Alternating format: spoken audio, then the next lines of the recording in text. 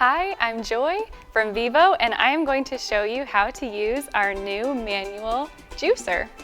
So first I'm going to take an orange to show you, but really you can use any fruit, citrus fruit you want to. You can use lemons, limes, kiwi. Some people have even used a smaller grapefruit. That should work as well. So first we're just going to cut the fruit in half.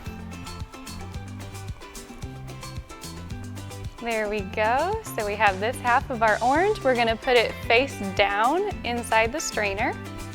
And you have your cup underneath ready to catch that juice. And you just pull the handle down. Out comes the juice.